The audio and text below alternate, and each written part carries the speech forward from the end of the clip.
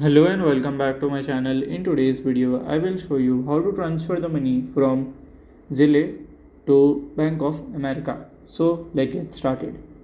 So it is very easy to do. You have to follow these easy steps. So first of all, open your Zelle, okay, and get enrolled by the email. Then you have to pick a person to pay, just preferred as their email address or the US mobile number, so you can send the money almost anyone, okay, and then you have to choose the amount, that amount that you want to send, and you can click on confirm and your money will be sent.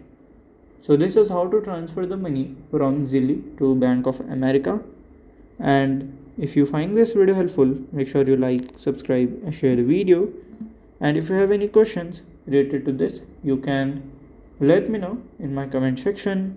And thank you for watching.